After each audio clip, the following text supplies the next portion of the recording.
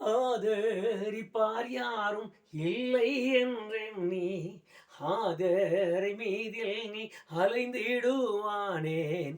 ஆதரிப்பார் யாரும் இல்லை என்றெண்ணி ஆதரை மீதில் நீ அலைந்திடுவானேன்.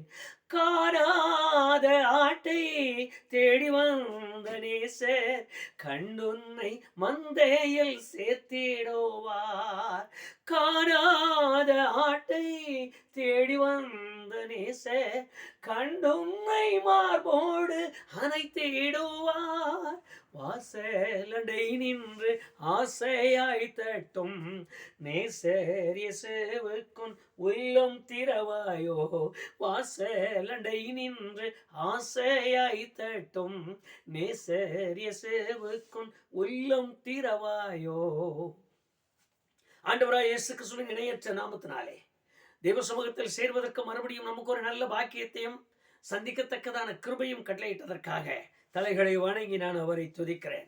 ஆவியானவர் தாமே இன்று நாள் முழுவதும் நம்மோடு கூட நின்று நாம் கேட்கிற வசனங்களின் மூலமாக நம்மோடு இடைப்பட்டு நம்முடைய உள்ளங்களை தேற்றும்படியாக நான் இந்த புத்தாண்டிலே உங்களை வாழ்த்தி தேவ சமூகத்திற்கு அழைத்து செல்ல விரும்புகிறேன். வாழ்க்கை வருஷம் முடிந்தது, வருஷம் தொடங்கிவிட்டார்கள். ஒரு புது வருஷத்தின் காரியங்கள் எல்லாம் அநேக இடங்களில் பிரச்சனைகளும் போராட்டங்களும் நிந்தைகளும் அவமானங்களும் தாங்க முடியாத வேதனைகளும் வியாதிகளின் கொடுமைகளும் வாட்டி வதைக்கிறதாய் காணப்பட்டாலும் தேவனுடைய ஜனங்களுக்கு அவ்வப்பொழுது கிடைக்கிற ஆறுதல், தேவனுடைய ஜனங்களுக்கு அவ்வப்பொழுது கிடைக்கிற கிருபைகள், தேவனுடைய ஜனங்களுக்கு அவ்வப்பொழுது கிடைக்கிற மகத்துவமுள்ள தயவுள்ள சூழ்நிலைகளுக்கு ஏற்றது போல வருகிற அவருடைய ஈவாக அருளப்படுகிற மகிமைக்குரிய காரியங்கள் எல்லாம் இன்றைக்கு வரைக்கும் நம்மை தூக்கி நிறுத்தவும் நம்மை தாங்கி நடத்தவும் நம்மோடு கூட இடைப்படவும் போதுமானதாய் இருக்கிறதை அறிந்து நான் ஆயிரம் கோடி துறைகளை செலுத்தி ஆண்டவரை துதிக்கிறேன். இன்றைக்கும் கூட சங்கீதம் 31:19 வார்த்தையை நம்முடைய நினைவிற்கு நாம் கொண்டு வந்து இந்த வருஷத்திலே நாம் தேவனுடைய மகிமையை பார்க்கத்தக்கதாய் கர்த்தர் நம்முடைய கண்களையும் நம்முடைய இருதயத்தையும் திறக்கும்படி ஆவியானவர் நமக்கு ஒத்தாசை செய்வாராக. இங்கு எழுதியிருக்கிற அந்த வார்த்தைகளை கவனியுங்கள். தேவனிடத்திலிருந்து புறப்படுகிற நன்மையான காரியங்களை குறித்து ஒரு நேர்த்தியான வேத வசனத்தை தாவீது எழுதினார். நல்ல வார்த்தைகள், நம் வார்த்தைகளை கேட்கும் பொழுது ஏதோ ஒரு ஆறுதலுக்காக அல்லது மன காரியங்களுக்காக மன கிளேசங்கள் உள்ள நிறையில் துக்கமான ஒரு சாகரத்தில் நடக்கிற அந்த அனுபவத்தை நாம் மனதில் எண்ணி அவைகளை வாசிக்க கூடாது. வேதத்தை வாசிக்கும் பொழுது நமக்குள்ள ஒரே ஒரு தன்மை, நான் கண்டுகொள்ளுகிற அல்லது நான் வாசிக்கிற அல்லது நான் தெரிந்து கொண்டிருக்கிற அல்லது இன்னும் அறிந்து கொள்ள வேண்டும் என்பவைகள் உண்மைக்குரியவைகளாக மனதிற்கு உண்மையாய் ஏற்றுக்கொள்ளப்படுகிறவைகளாக மாத்திரம் இருக்குமானால் கிருபைகள் நம்மை சூழ்ந்து கொள்ளும். இல்லாவிட்டால் இந்த கிருபைகள் நம்மை சூழ்ந்து கொள்வதில்லை. நாம் கிருபைகளை சூழ்ந்து கொள்ள இன்னொருவருடைய ஒத்தாசையை தேட வேண்டியதாயிருக்கும். அந்த வார்த்தைகளை புரிந்திருப்பீர்கள் என்று நம்புகிறேன். வருஷம் பிறக்கும் பொழுதே ஆயிரங்களான வாக்குத்தத்த அட்டைகள் இன்றைக்கு அச்சிடப்பட்டு வீடுகள் தோறும் கொடுக்கப்படுகிறதை அறிவோம், சபைகள் தோறும் கொடுக்கப்படுகிறதை அறிவோம். வருஷம் பிறப்பதற்கு முன்னமே அவர்கள் எல்லாவற்றையும் ஆயத்தப்படுத்தி அங்கங்கே போட்டு வைத்துக் கொள்வார்கள். அந்த வருஷம் நாம் தொடங்கி நடுநிசி ஆராதனை முடிக்கும் பொழுதே வாக்குத்தத்த வார்த்தை என்று சீட் எழுதுகிற ஆட்கள் உண்டு. சீட்டை உருட்டி எடுத்து அதிலே வருகிற வார்த்தை இந்த வருஷம் முழுவது என்று சொல்லுகிறவர்கள் உண்டு. வசன அட்டைகளோடு கூட நிற்கிறவர்கள் உண்டு. அது இல்லாமல் ஒரு அட்டை வசனத்தில் அடித்து இம்மாத வாக்குத்தத்தம், இந்த வருட வாக்குத்தத்தம் என்று கொடுக்கிற இடங்கள் உண்டு. குறை என்பதற்கு நான் சொல்லவில்லை, நீங்கள் புரிந்து கொள்வதற்காக, நாம் புரிந்து கொள்வதற்காக இந்த காரியங்களை எல்லாம் சுற்றி வளைத்து நாம் பார்க்க கடனாளிகளாகவும் பார்க்க வேண்டிய கட்டாயத்திலும் இருக்கிறதை நான் உங்களுக்கு உணர்த்தி காட்ட விரும்புகிறேன். வேதத்தில் எழுதியிருக்கிற வார்த்தையை கவனித்து பாருங்கள். பரலோகம் அநேகம் ஆயிரமான நன்மைகளால் நிறைந்திருக்கிற ஒரு இடம் என்பதை முதலாவது நாம் மறக்க வேண்டாம். நீங்களும் நானும் நம்பி ஆராதிக்கிற தேவன் ஏதோ ஒரு கடவுள் பக்தி அல்லது தெய்வ பக்தி அல்லது இறை பக்தி என்கிற ஒரு பக்திக்குரிய காரியமாக நீங்களும் நானும் நம்பி ஆராதிக்கவில்லை என்பது, ஆராதிப்பது இல்லை என்பது, ஆராதித்து கொண்டு இருப்பதில்லை என்கிற ஒரு ஆழமான சிந்தையை முதலாவது நம்முடைய உள்ளத்தின் ஆழத்திலே பதித்து வையுங்கள். காரணம், நீங்களும் நானும் நம்பி ஆராதிக்கிற தேவன் ஜீவனுள்ள தேவன் ஒன்று. இரண்டாவது, நீங்களும் நானும் நம்பி ஆராதிக்கிற தேவன் என்றைக்கு வரைக்கும் மாறாத தேவன். நீங்களும் நானும் நம்பி ஆராதிக்கிற தேவன் இதுவரைக்கும் ஒரு மனுஷனையும் கைவிடாத தேவன், பொய்யுரையாத தேவன். அவர் தங்கி இருக்கிற ஸ்தலம் உண்மையான ஸ்தலம் என்பது நாம் முதலாவது அவர் பற்றிய காரியத்தில் நம்பிக்கையுள்ளவர்களாய் மாற வேண்டும். அவர் ஏராளமான நன்மைகளை பரலோகத்திலே ஏற்பாடு செய்து வைத்திருக்கிறதை வேதத்தில் நாம் வாசிக்கலாம். யாரை பற்றி? உங்களையும் என்னையும் பற்றி. அவருக்கு மகிமை உண்டாகட்டும். ஏழையாய் இருக்கலாம், பணக்காரனாய் இருக்கலாம், படித்தவராய் இருக்கலாம், அல்லது கிறிஸ்தவராய் இருக்கலாம், அல்லது எந்த விதத்தில் நீங்கள் வாழ்ந்து கொண்டிருக்கிற காரியங்கள் அவருக்கு அல்ல. உங்களை குறித்த நன்மையானவைகள் பரலோகத்தில் உண்டாக்கப்பட்டிருக்கிறது. அவைகள் அங்கிருந்து ஆயத்தப்படுத்தப்பட்டிருக்கிற ஒரு காரியமாய் இருக்கிறதை முதலாவது நாம் தெரிந்து கொள்வோம். அதை பெற்றுக்கொள்கிற விதம் தான் இப்பொழுது வித்தியாசமானதை இன்றைக்கு கிறிஸ்தவர்களுக்கு வித்தியாசமாய் போதித்து விட்டார்கள். சுகம் அதோ உனக்கு, ஆரோக்கியம் அதோ உன்னை தொடுகிறார், வா பிசாசுகளை துரத்தி விடுகிறோம், சூனியங்கள் தொடாது, ஆண்டவர் வாக்கு கொடுத்தார், இவைகளை எல்லாம் சொல்லி விடுகிறோம். ஆனால் எப்படிப்பட்ட நிலையில் இவைகள் எனக்கு பலிக்கும், எப்படிப்பட்ட நிலையில் இந்த வாக்குத்தத்தங்கள் நிறைவேறும், எப்படிப்பட்ட நிலையில் இந்த சுகம், எப்படிப்பட்ட நிலையில் இந்த ஆரோக்கியம், எப்படிப்பட்ட நிலையில் இந்த நன்மையானவைகளை பெற முடியும் என்கிறதை நான் சொல்லிக் கொடுக்கிறது இல்லை, காட்டி கொடுக்கிறது இல்லை. காரணம் அது நான் ஜெபிக்கிறேன், கர்த்தர் உங்களை ஆசீர்வதித்தார். நான் ஜெபித்த வயக்காடு வாங்கிட்டீங்க, நான் ஜெபித்தேன் வீடு வாங்கிட்டீங்க, நான் ஜெபித்தேன் இந்த வருஷத்துல நல்ல ஒரு காரியத்தை உங்களுக்கு கிடைச்சிருக்கு, நான் ஜெபித்தேன் இப்படி எல்லாம் உங்களுக்கு நடந்து விட்டது. இதை சொல்லித்தான் இன்றைக்கு இந்த சூழ்நிலையில் வித்தியாசமான காரியங்களை நாம் காண்பிக்கிறோம். ஆனால் வேதவசனத்தில் எழுதியிருக்கிற வார்த்தையை கவனிங்கள். தேவன் நன்மையான ஒன்று பெரிதானவைகளாக உருவாக்கி இருக்கிறாராம். அற்பமான காரியங்களாக அல்ல. ஏதோ ஒரு சாதாரண காரியம், மனிதனுடைய புத்தி கெட்டுகிற, மனிதனுடைய அறிவு கெட்டுகிற, ஒரு ஞானியினுடைய தன்மை கெட்டுகிற அந்த காரியங்களை தேவன் ஏற்பாடு செய்யவில்லை. நம்பி இருக்கிற பிள்ளைகளுக்கு நாம் தைரியமாய் ஒரு காரியத்தை சொல்ல முடியும். நம்பி இருக்கிற நம்பிக்கையில் கர்த்தரையே நம்பி இருக்கிற பிள்ளைகள் மீது நாம் சொல்லுகிற ஒரு காரியத்தை உற்று ஆழமாய் கவனியுங்கள். உங்களையும் என்னையும் குறித்து தேவன் தீர்மானித்திருக்கிற, தேவன் உண்டு பண்ணி வைத்திருக்கிறவைகள் சாதாரணமானவைகள் அல்ல, பெரியவைகள் என்று எழுதியிருக்கிறது. இந்த பெரியவைகள் யாருக்காக என்பதுதான் இப்பொழுது, எந்த சூழ்நிலையில் இருக்கிறவர்களுக்கு என்பதுதான் நம்முடைய கேள்வி. எந்த சூழ்நிலை இருக்கிறவர்கள் என்பதுதான் நம்முடைய பாடம். எந்த சூழ்நிலையில் இருக்கிறவர்களை பெற முடியும் என்பதுதான் முதலாவது நாம் கற்றுக்கொள்ள வேண்டிய ஒரு காரியம். அந்த வாசித்து பாருங்கள். 31வது சங்கீதம் 19வது வசனத்தில் பயந்தவர்களுக்காம், கர்த்தருக்கு பயந்தவர்களுக்கு முதலாவது அந்த வார்த்தையை ஆழமாய் மனதிற்குள்ளாக பதியுங்கள். 56,000 தீர்க்கதரிசிகள் உங்களுக்கு தீர்க்க தரிசனம் சொன்னார்.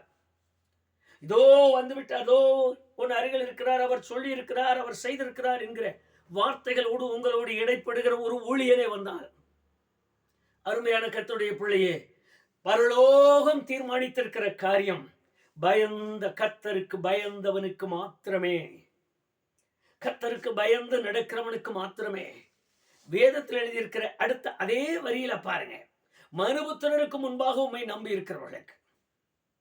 ஒரு மனுஷன் வித்தியாசமான நம்பிக்கையுள்ளவனா இருக்கிறான். எங்கோ ஓடுகிறான், எங்கோ பார்க்கிறான். உள்ளூருக்குள்ள ஒண்ணு ஒத்துக்கல, அடுத்த ஊருக்கு போறான், அடுத்த ஊர்ல ஒத்துக்கல, அடுத்த மலைப்பிரதேசம் போகிறான், மலைப்பிரதேசத்துக்கு ஒத்துக்கல, இன்னும் அடுத்த நாட்டுக்கே போயிடுறான். அவனுடைய நம்பிக்கை அது. இந்த நம்பிக்கை இருக்கிற இந்த மனுபுத்திரனுக்கு முன்பாக உங்கள் நம்பிக்கை என்ன? நீங்கள் எப்படிப்பட்ட நம்பிக்கையுள்ளவர்களாய் நிற்கிறீர்கள்?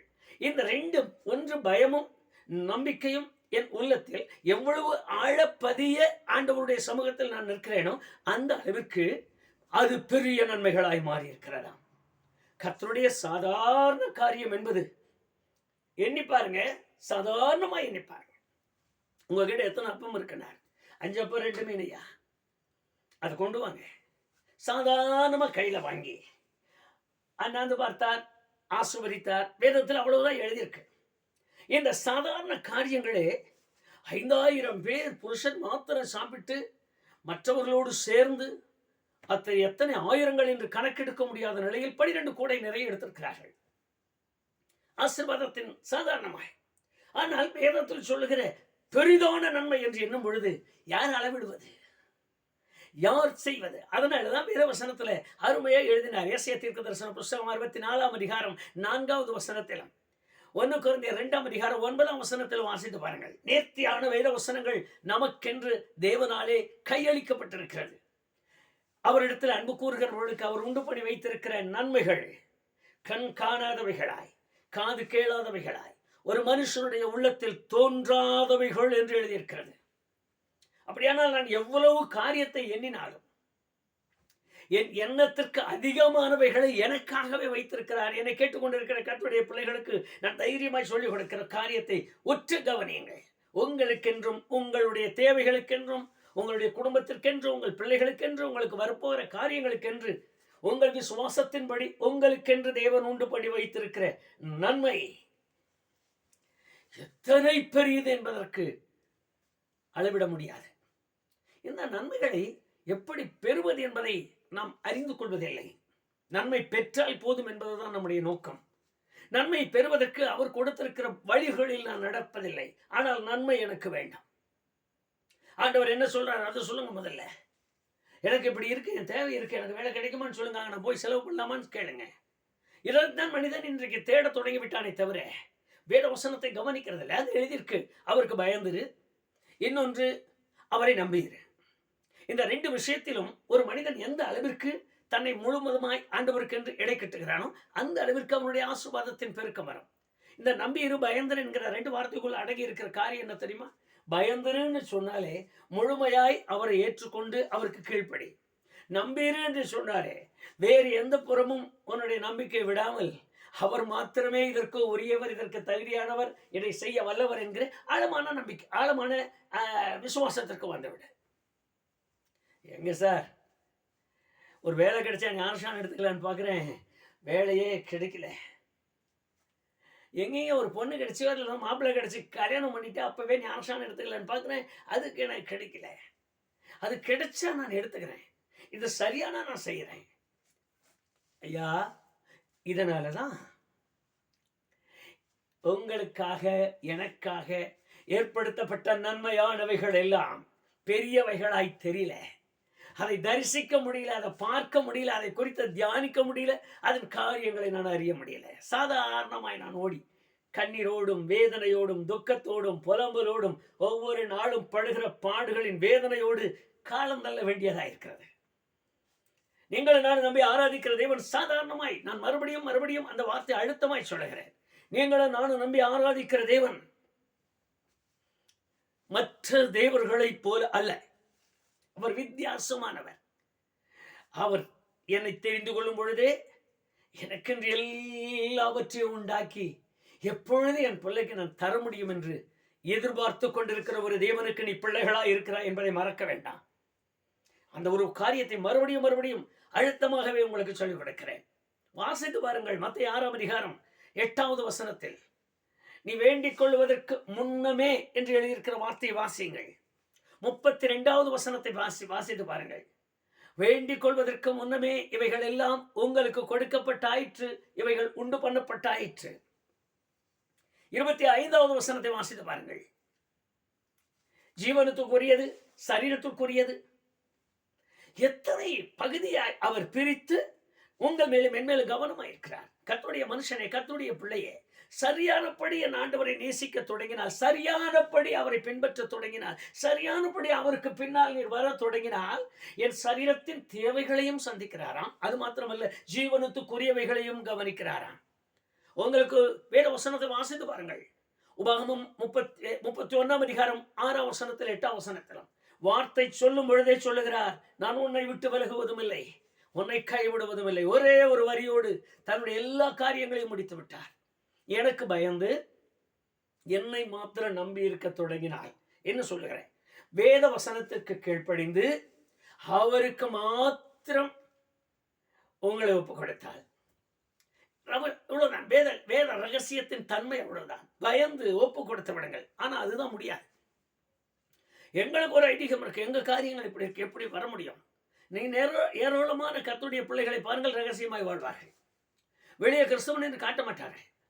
வெளியே நான் ஆண்டவரை தேடுகிறேன் என்று சொல்ல மாட்டார்கள். காரணம், எது நன்மையான அவங்களுக்கு வேண்டிய நன்மை கிடைக்காது பூமிக்குள்ள. அதனால ஆண்டவர் கோவப்பட மாட்டாருங்க. நாங்க இப்படி இருந்துக்கிறோம். நாங்க சர்ச்சுக்கு வர்றோம், சத்தமில்லாத வர்றோம், சத்தமில்லாத போயிடுறீங்களா, நீங்க கண்டுக்காதீங்க, எங்க வீட்டு பக்கம் வராதிங்க. நீங்க இப்படி எல்லாம் சொல்லி செயல்பட்டு கொண்டிருக்கிற எத்தனையோ குடும்பங்கள் உண்டு.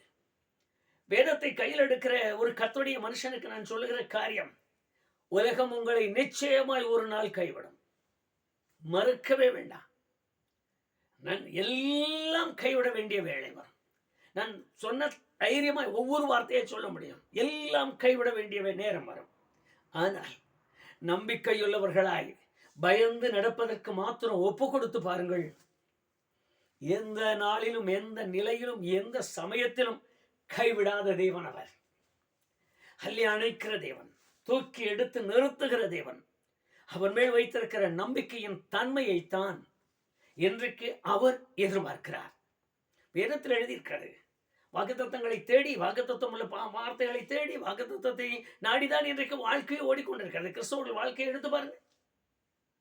நல்ல நல்ல வார்த்தைகள் எல்லாம் எடுத்து சோகத்தில் எழுதி வச்சிருப்பாங்க. வீடு முழுசும் வேதவசனமா இருக்கும். ஆனா ஞானஸ்நானம் எடுத்துக்கிட்டேன்னு கேளுங்க. தண்ணியில மூழ்கி பிதாகுமாரன் பரிசுத்தாவி நாமத்தினாலே ஞானஸ்நானம் பெற்றுக்கொண்டீர்களா? ஒரு வார்த்தையை மட்டும் கேளுங்க. குடும்பமாய் ஆண்டவரை தேடுகிறோம், நாங்கள் அவரை தான் நம்பி இருக்கிறேன்னு சொல்லுவாங்க. வீட்டுக்குள்ள 24, 25 வயசுக்குள்ளெல்லாம் பிள்ளைகள் வச்சிருப்பாங்க. பிள்ளைகளுக்கு ஞானஸ்நானம் கொடுத்துட்டீங்களான்னு கேளுங்க. அதுவும் வேண்டாம். குடும்பமா சேர்ந்து காலையில ஜெபம் பண்றீங்களான்னு கேளுங்க. குடும்பமா சேர்ந்து ராத்திரியில உட்கார்ந்து ஜெபிக்கிறீர்களா? அதெல்லாம் சந்தர்ப்பங்கள் எங்களுக்கு இல்லையா? அது வேண்டாம். குடும்பமா சேர்ந்து ஆராதிக்க போறீங்களா? குடும்பமா சேர்ந்து கர்த்தருடைய பந்திக்கு சரியான சூழ்நிலைக்கு ஏற்றது போல ஒரு பந்தி எடுக்க போறீங்களா? எது நமக்கு சாதகமா இருக்கோ அதன் மாத்திரமே நான் காலடி எடுத்து வைக்கிறேன், அதை மாத்திரமே எனக்கு கடைபிடிக்கிறேன். ஆனால் எனக்கு சாதகமாக அவர் எனக்கு செய்ய வேண்டும் என்று விரும்புகிறோம். வேதத்தை ஒரு காரியம் மறக்காதீங்க. அவர் என் ஆத்தும ரட்சிப்பை மாத்திரமே பெரிதாய் விரும்புகிற தேவன். கருணையின் சரீரத்தின் காரியங்கள் அவருக்கு கொடுக்க முடியும். வாழ்க்கையில் எல்லா காரியங்களையும் அவரால் நிறைவேற்ற முடியும். எல்லாவற்றையும் செய்ய முடியும். ஆத்தும ரட்சிப்பு மட்டும் என்னிடத்தில் அவர் எதிர்பார்க்கிறார். நான் ஒப்பு கொடுக்க வேண்டும், நான் கீழ்ப்படிய வேண்டும், நான் செயல்படுத்த வேண்டும். அவர் தண்ணி எடுத்துட்டு வந்து என் தலையில ஊத்தி எனக்கு ஞானஸ்நானம் பண்றதில்லை. வா மகனை எழுந்து வா, உன்னை அக்னியினால் அபிஷேகிக்கிறேன், ஆவியினால் அபிஷேகிக்கிறேன், உண்மையில் நான் நெருப்பு கொளுத்தி விடுகிறேன், தீ கொளுத்தி விடுகிறேன். அவர் அதெல்லாம் செய்யறதில்லை. இந்த ஒரு காரியங்களுக்கு என்ன எதிர்பார்க்கிறார்? என் அர்ப்பணிப்பை எதிர்பார்க்கிறார். என் முழுமையான தியாக உணர்வை எதிர்பார்க்கிறார். நான் அர்ப்பணித்து கொடுத்தால்தான் அவர் அதை செய்வார். ஆகவேதான் அவர் உண்டு பண்ணி வைத்திருக்கிற நன்மைகளை நான் பெற்றுக்கொள்ளத்தக்க வழிவகுத்து வைத்திருக்கிறார். நான் பெற வேண்டிய நன்மைகள் எல்லாம் எனக்கு இலவசமாய் கொடுக்க வேண்டியது கொடுத்திருக்கிறார். சூரியன் இலவசமா கொடுத்திருக்கார், சந்திரன் இலவசமா கொடுத்திருக்கார், காற்று இலவசமா இருக்கு, தண்ணீர் இலவசமா இருக்கு, மழை இலவசமா இருக்கு. எல்லாம் எனக்கு கொடுக்க வேண்டியது எல்லாம் எல்லாரோடு சேர்த்து எனக்கு கொடுத்து விட்டார். ஆனால் என் ஆத்மாவிற்காக அல்லது தனிப்பட்ட முறையில் இதில் விசேஷித்த விதமானவைகளை எனக்கு நன்மையானவைகளாய் கொடுக்க பெரிதானவைகளாய் பரலோகத்தில் உருவாக்கி இருக்கிறார். இதை பெற வேண்டுமானால் அவர் என்னிடத்தில் எதிர்பார்க்கிறார். எனக்கு அன்பான கர்த்தருடைய பிள்ளைகளே, என்ன காரியமானாலும் சரி எனக்காக ஜெபம் பண்ணுங்க, எனக்காக ஜெபம் பண்ணுங்க. நல்லது. ஆனா யார் கேட்க போறது? யார் கொடுக்க போறது? யார்? எந்த ஊழியக்காரர் கையில இருந்து கொடுக்க போறாங்க? எந்த பாஸ்டர்மார் உள்ள வந்து எடுத்து கொடுக்க போறாங்க? இல்லை. கொடுக்க வேண்டியது எல்லாம் அவருடைய கரத்தில் இருக்கு. ஆகவேதான் அது பரலோகத்திலேயே வைத்திருக்கிறாரு. கொண்டு போய் கொடுத்துட்டு வாப்பான்னு பாஸ்டர் கிட்ட தராம, ஊழியக்காரர் கையில கொடுக்காம, ஊழியக்காரம்மாவை கூப்பிட்டு உங்க ஐயனை கூட என்னால் நம்ப முடியல, உங்க மேல எனக்கு ரொம்ப நம்பிக்கையா இருக்குன்னு இதை எடுத்துட்டு போய் அவங்க வீட்டில் கொடுங்கன்னு கொடுக்காம வச்சிருக்கார். அவ்வளவு பெரியவைகள். கர்த்தருக்கு மகிமை உண்டாகட்டும். நீங்கள் வேதத்தில் வாசித்து பாருங்கள் அந்த காரியங்கள்.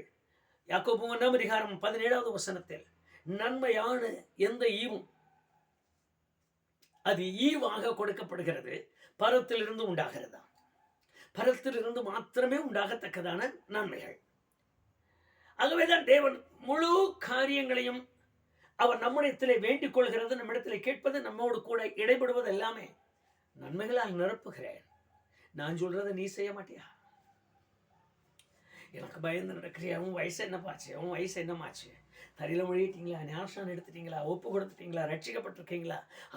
ஆராதிக்கிறீங்களா? உங்க ஆத்மாவை தேவராஜ்யத்தை கொண்டு வருவதற்கு ஆத்மாவின் தேவைகளையும் நீங்கள் பார்த்துட்டீங்களா? அவைகளை எல்லாம் செய்திருக்கிறீர்களா? இதை அவர் கேட்டுக்கொண்டே ஒவ்வொரு நாளும் எதிர்பார்த்து கொண்டிருக்கிறார். இந்த எதிர்பார்த்து கொண்டிருக்கிற நன்மையை தான் பெரிதாக வைத்து எதிர்பார்க்கிறார். அதைதான் யாக்கோபு சொன்னார் 1 அதிகாரம் 17வது வசனத்தில். அது ஈவாக கொடுக்கப்படுகிற நன்மையா. அது அளவிட முடியாது. ஈவு என்று சொல்வது தயவு, இரக்கம், கிருபை, அன்பு எல்லாம் நிறைந்த ஒரு கலவை. அது அந்த ஈவு என்பதற்கு அளவிடவே முடியாத காரியம். தேவன் தமது மகனையே ஈவாக கொடுத்தார் என்று சொல்கிறது போல அளவிட முடியாத ஆசீர்வாதங்கள். ஆகவேதான் இஸ்ரவேலின் ஜனங்கள் புறப்பட்டு போகும் பொழுது கவனிச்சு பாருங்க, அவங்களுக்கு சொன்னது எத்தனை பேர் புறப்படுறீங்க, எவ்வளவு பேர் கிளம்புறீங்கிறது மோசே கிட்ட கணக்கு எடுத்துக்க. அவ்வளவு பேத்துக்கு இவ்வளவு அரிசி வேணும், இவ்வளவு பருப்பு வேணும், இவ்வளவு மிளகா வேணும், இவ்வளவு புளி வேணும். அவர் அதெல்லாம் கண்டுக்கல. நீங்க நான் சொல்ற மாதிரி புறப்பட்டு மட்டும் வெளியே வாங்க, எல்லாம் நான் பார்த்துக்கிறேன். மன்னாவை அள்ளி கொடுத்தார். எல்லாம் போய் எடுத்துங்க சாப்பிடுங்கன்னு சொல்லி புறப்பட்டது. புருஷர் மாத்திரம் 6,00,000 காலாட்கள் என்று எழுதியிருக்கிறது. பிள்ளைகளை தவிர அள்ளி அள்ளி எடுத்துட்டு வரோம். 10 பேர் இருக்கிற குடும்பத்திற்கு போதுமா போதாதா தெரியல. எவ்வளவு சாப்பிட்டா போது, எவ்வளவு அரிசி போட்டா போது, எவ்வளவு மண்ணா போட்டா போது, எப்படி அது வேகும், எப்படி அது பணியாரம் சொல்றது தெரியாம அள்ளிட்டு வந்து வச்சிருக்கான். இவ்வளவு பேர் இருக்கிறோம், இவ்வளவுதான் கொண்டு வந்து வேதத்தில் எழுதி இருக்கிறது வாசித்து பாருங்கள். 5 பேர் உள்ள குடும்பத்துக்கு கொஞ்சம் கொண்டு வந்திருக்கான். 5 பேரை பார்த்துட்டு சொன்னாலே 5 பேத்துக்கு இவ்வளவு ஏண்டா அள்ளிட்டு வந்தீங்க. வேதம் சொல்லுகிறது, அதிகமாய் இருக்கிற குடும்பத்துக்கு அதிகமாய் அள்ளி கொண்டு வந்தவனுக்கு மீச்சமா ஆகல, கொஞ்சமா கொண்டு வந்தவனுக்கு போதாமல் இல்லை. எல்லாத்துக்கும் சரியாய் நடத்துகிறதுக்கு என்ன நடந்திருக்கும்? எப்படி ஆட்களை அனுப்பியிருப்பார்? அவனை போய் பார்த்துக்க, இவனை போய் பார்த்துக்க, இந்த குடும்பத்தை பார்த்துக்க, அவன் 10 பேர் இருக்கிறான், கொஞ்சமா வச்சிருக்கான், அவனை பார்த்துக்க, இவன் 5 பேர் இருக்கிறான், நிறைய அள்ளி போட்டிருக்கான், இதுல இருந்து கொஞ்சம் அங்க கறந்து கொடு, அங்க எடுத்து கொடு. என்ன நடந்திருக்காங்க? அதுதான் நீங்களும் நானும் நம்பி ஆராதிக்கிற தேவன். விசுவாசத்தை உறுதிப்படுத்துங்க, நம்பிக்கை உறுதிப்படுத்துங்க, பலமான நம்பிக்கைக்குள்ளாக உங்கள் இருதயத்தை திருப்புங்க. வேதம் சொல்லுகிறது, கண் காணாததும் காது கேளாததுமான ஆச்சரியமான ஒரு கிருபையை உங்களுக்காகவும் எனக்காகவும் வைத்திருக்கிறார். இந்த நன்மைகளை பெறுவதற்கு நீங்களும் நானும் என்ன விதமான தகுதியோடு நிற்கிறோம்? யாரோ கொடுக்கிற வாக்குத்தத்த வார்த்தை எனக்கு பலிக்குது என்பது அல்ல. எழுதின வேத புஸ்தகத்தில் இருக்கிற அவ்வளவு வாக்குத்தத்த வார்த்தைகளும் நமக்கு சொந்தமானது. அவ்வளவு வாக்குத்தத்த வார்த்தைகளும் ஏராளமா இருக்கு. இவைகளை அனுபவிக்கத்தக்க யார்? இவைகளை பெற்றுக்கொள்ளத்தக்க தகுதியுள்ள ஒரு கர்த்தருடைய பிள்ளையை இன்றைக்கு நாம் உருவாக்கி கொள்வோம். நமக்கு உண்டு பண்ணி வைத்திருக்கிற நன்மைகள் ஒரு மனுஷனுடைய உள்ளத்தில் தோன்றாதது, ஒரு மனுஷனால் தெரிந்து கொள்ள முடியாதது, அவனுடைய இருதயத்தில் தோன்றாது, அவன் காது கேளாதது, அவன் கண்கள் காணாதது. இந்த நன்மைகள் நாள் முழுவதும், வாழ்நாள் முழுவதும் நம்முடைய குடும்பத்தில் இருக்கிற பிள்ளைகள் வரைக்கும் ஒவ்வொருவரும் தனித்தனியாய் அனுபவிப்பதற்காக தேவனாலே உண்டு பண்ண வைத்திருக்கிற நன்மைகள். இவைகளை பெற வேண்டுமானால் வேதத்தில் எழுதியிருக்கிறது, பயந்தவர்கள், இன்னொன்று மனுபுத்திரருக்கு முன்பு நம்பிக்கையுள்ளவர்களாய் வாழ்கிறவர்கள். இந்த 2 காரியத்தை உங்கள் மனதிற்குள்ளாக வைத்து மறுபடியும் சிந்தியுங்கள். நீங்கள் பயந்த அருமையான கர்த்தருடைய பிள்ளைகள் தானா? தேவனுக்கு பயந்து நடக்கிற அனுபவமும், தேவனுக்கு பயந்து நடக்கிற அக்கறையும் உள்ள பிள்ளைகள் தானா? கர்த்தருக்கு பயந்து நடந்திருந்தால் அவர் சொல்லுகிற வார்த்தைக்கு உங்களுடைய கீழ்ப்படிதலின் தன்மை முந்தி அடங்கியிருக்கும். சிந்திங்க, உட்கார்ந்து கொஞ்ச நேரம் ஜெபிங்க. உமக்கு பயந்து நடக்கிற வழியை எனக்கு கற்றுக் கொடுங்க. எனக்கென்று வைத்திருக்கிற அந்த நன்மையான ஈவுகளாலே என்னை நிரப்பி விடுங்க. ஜெபிக்க தொடங்குங்க. கர்த்தர் உங்களை ஆசீர்வதிப்பார். கண்களை மூடி ஜெபிக்கலாமா? நல்ல பிதாவே, நாங்கள் இன்றைக்கு வேத வசனத்தில் உள்ள அந்த வார்த்தைகளை கவனிக்கும்படி எங்களுக்கு தந்த கிருபைக்காக உமக்கு நன்றி சொல்லுகிறோம். ஆண்டவரே, நான் சொல்லிக் கொடுத்த இந்த காட்டிக் கொடுத்த இந்த வேத வசனத்தை தங்கள் உள்ளத்திலே எண்ணி ஆசீர்வாதத்திற்காக ஏங்கி நிற்கிற பிள்ளைகள் வெறுமனே ஏங்கி நின்று ஆசீர்வாதம் இல்லை என்று மனம் சலித்து திரும்பாதபடிக்கு வேதம் அவர்களிடத்தில் எதிர்பார்க்கிற அந்த மகத்துவம் உள்ள காரியங்களை, தேவன் அவர்கள் எதிர்பார்க்கிற கீழ்ப்படிதல், தேவன் எதிர்பார்க்கிற பயம், தேவன் எதிர்பார்க்கிற பக்தி, தேவன் எதிர்பார்க்கிற கீழ்ப்படிதல், தேவன் எதிர்பார்க்கிற பரிசுத்தத்தை தங்கள் அனுபவத்தில் அவர்கள் நடைமுறைப்படுத்தி கர்த்தருடைய சமூகத்தை தேடி அவர்களுக்கென்று வைத்திருக்கிற பெரிதான நன்மைகளை பெற்றுக்கொள்ள அவர்களுக்கு பாக்கியம் தாரும். இருதயத்தை திறந்தரலும், உள்ளம் திறக்கப்படட்டும். தெய்வீக ஆசீர்வாதம் அவர்களை நிரந்தரமாய் நிறைக்க உம்முடைய மகத்துவமுள்ள கையில் ஒப்பு கொடுக்கிறோம். உம்முடைய கண்கள் நோக்கமா இருக்கட்டும். ஆசீர்வதிக்கவே ஆசீர்வதியும். வேதவசனத்தை கொண்டு அவர்கள் உமக்கு பயந்து நடக்கிற நல்ல உள்ளத்தை அவர் பெற்றுக்கொள்ளவும் நடைமுறைப்படுத்தவும் இது நிமித்தம் பெறுகிற ஆசீர்வாதங்களாலே தங்களை முற்றிலுமாய் ஆட்கொள்ளவும் ஆசீர்வதிக்கவே ஆசீர்வதியும். கிருபை அவர்களை சூழ்ந்து கொள்ளட்டும். மகிமை அவர்களை மூடி மறைக்கட்டும். இயேசு கிறிஸ்துவின் நாமத்தில் ஜெபிக்கிறேன் பிதாவே, ஆமென். உங்களுக்காகவும் எனக்காகவும் பெரிதான நன்மைகளை உண்டு பண்ணி வைத்திருக்கிறவர் உங்கள் மேலும் உங்கள் குடும்பத்தின் மேலும் நன்மைகளை வருஷிக்க பண்ணி உங்களை ஆசீர்வதிப்பாராக. ஆமென். ஆமென்.